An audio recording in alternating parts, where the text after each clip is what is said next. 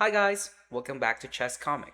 Today we're going over the second meeting between the current World Chess Championship challenger Javokhir Sindarov and the current World Chess Champion Dommaraju Gukesh during the day 4 of the Grand Chess Tour Superbet Rapid Blitz Poland 2026. So their first encounter was won by Gukesh. Now the big question is, can Sindarov bounce back and tie up the score? So if you guys are ready, let's dive in.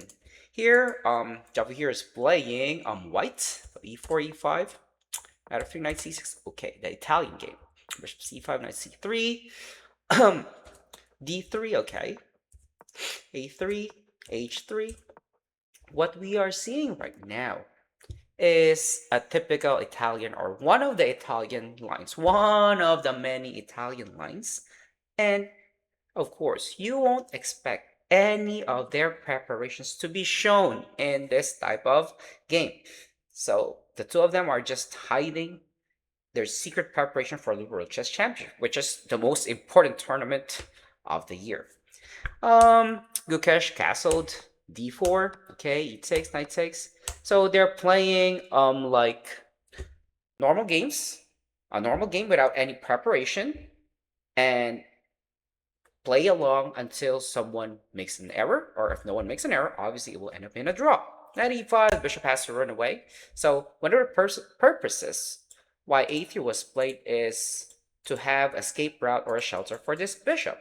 And aside from that, a3 also stops the knight from jumping to b4, and at some point in the game, white can play pawn to b4. Now, let's continue. Rook e8, rook e1, c6, okay, I like this move, pawn to c6. It stops any knight jumps, right, on d5 or even on e5. Queen e2, knight g6, rook a d1, and queen e7. The world champion blundered a queen move. Huh? Why is it a blunder, coach? The world champion didn't give up or give away anything at all. It's true. This is what you call a positional blunder.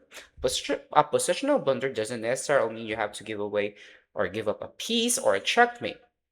It happens when you will eventually lose material like a pawn, which happened to the game.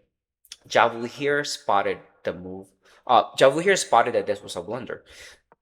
He played knight f5. So this move is forking the queen and the pawn. And don't forget, you got a rook attacking the d6 pawn, which means if the queen runs away, or yep, then the pawn on d6 loses. So here, Gukesh played bishop takes f5. Javokhir took back, and now the knight is under attack. And this knight has 4 safe squares to go to. And in the game, Gukesh played knight to f8. So let's try to go over all the possible knight moves, okay? If the knight goes to, let's say, h4, there will be queen c4. Coach, then the knight will just capture f5. Yep, after capturing f5, then there'll be bishop takes a7. Bloop, I discovered the attack to the queen. And after queen takes, rook takes, checks, you may think, coach, this is 2 rooks per queen. It's true, but there is queen takes f7, which makes it obviously winning for white. So now let's try to go back. Okay, so what if the knight goes to e5? If the knight goes to e5, then there will be bishop takes a7, bloop, rook takes, and after f4, the knight falls because it is pinned. If the knight wants to run away, then the black rook will be a goner. Okay, now let's go back. And if the knight goes to h8, this is almost similar to what happened to the game. Bishop takes a7, rook takes, oops, sorry, not rook takes a7. Bishop takes a7, queen takes e2, rook takes, knight takes, rook takes, and then white is going to be up by a pawn. The only difference is, in the game, the knight was on f8. So let's try to go back and see what really happened. Knight f8 was played, bishop takes, and a few trade-offs, and heck, there you go. The knight is on f8 rather than on h8, which is one of the most awkward position for the knight if it's at the corner. I mean, it's trapped, basically trapped, can't jump anywhere. Now, Gukesh was still trying to fight back, creating some fortress, but you can see, you will be able to see how Javokhir was able to take advantage of being just up by a pawn. He played pawn to f3. He actually took some time to play pawn to f3. He was looking for the right plan. I super love this move, f3. Stopping the knight jump on e4. And the idea is to play g4, h4, g5, slowly pressing up on black's position. So king f8, king f2, rook a8. Of course, the rook needs to go back and be part of the game. g4 was played in. Here we go, slowly but surely. He moved his rook back because at some point black may play something like knight b d5, trying to trap his rook. So he made sure his rook is safe. Knight f d5, knight g3. Already preparing to play h4, g5, and also the knight can go to e4 later. And Gukesh just move his knight back, h4, rook e8, knight e2. So as you can see, Javokhir was being so patient. Because here in this position, he could have already played g5, but he was being patient. He was also trying to size up what does Gukesh want to do. Is there anything he wants to do? When he saw that, oh, the knight was just moving back and forth, and he just knows that, okay, he has no plans in mind, and let me try to finish it off. After c5, the knight went to d5, knight b to d5, yep. And this knight is running nowhere. He cannot go back to d5, right? And the next pawn to target is the pawn on d5. g5, bam, bam. Knight went to d7, and let's try to go back. Coach, okay. What if the knight went to h7 to at least attack the pawn on g5? Still, white will play bishop takes d5, c takes d5, and followed by f4. Bloop. Defending the pawn on g5 first before capturing the pawn on d5. And if black tries to defend it, then there is another piece. The knight can put more pressure on d5, and this is going to be an easy win for white. Now let's go back. The knight went back to d7 and takes. King e7, knight d4, rook h8, and here is the threat. So the threat is actually to play c6, in which Gukesh missed it. Obviously, even though he didn't miss it, there's really nothing much he can do. And then after it takes a5, he resigned.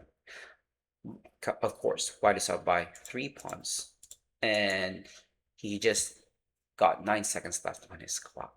All right, so this is the second outing or meeting before the World Championships, and the score is even, 1-1. And now I have another takeaway game for you guys. Because I saw it earlier, I like how the game went. So of course, as a Filipino, I am rooting for Wesley to win. He actually played a good start, but you'll see how Alireza outplayed him. So e4, c5, a Sicilian game. I can consider this as almost a Najdorf, or they call it the open prince variation. So e5 was played, after f3, obviously. Knight b3, a5, knight c3, a4. Okay, so of course the knight has to run away. d5, an early breakthrough, and seems like black is able to equalize right away. Knight 6, e6, queen 6, and here. The most normal move or logical move for white is to play bishop c4, attacking the queen plus a piece development. Would you agree, right? With a blink, I would have played bishop c4 without a doubt. But Wesley being Wesley, he's one of the top players of the world. He played knight c4, which is the top engine move, which is actually the best move. Alireza didn't capture his queen, but let's, of course, talk about what if the queen captures the queen. King takes, and black has a lot of weaknesses. e5, b6, and this is going to be the next target. Just imagine there's knight b5, knight b6, bishop and the rook is hanging, right? But after knight d7, let's say black plays knight d7, protecting both of the weaknesses. White will just play bishop to d2, f6, or yep, then there'll be b4. And in this setup, okay, white is slightly much better. Of course, black has to do an en passant, because if black doesn't, then this bishop is somewhat limited, right? So let's say after en passant, c takes b3. As you can see still, white is slightly much better, and this one is going to be a potential outside passer. So now let's try to go back to what really happened. It may sound so deep, but it's a good chess knowledge for you guys to, of course, add up, right? So here, after knight c4, Alireza played queen e6, bishop e3, typical move to develop the bishop, of course, queen d2. So here I was expecting Wesley to castle on the queen side, but not too fast, because there is a move b5, then there'll be queen takes a2, right? So b5, knight a3. Alireza took the knight. But can you imagine? White is much better in this position. I also can't believe it. So e4 was played. And the correct move for white is to castle on the queen side. I'm like, oh, really? What if after queen takes a2? And there'll be queen b4. And what? So what? Is white winning here?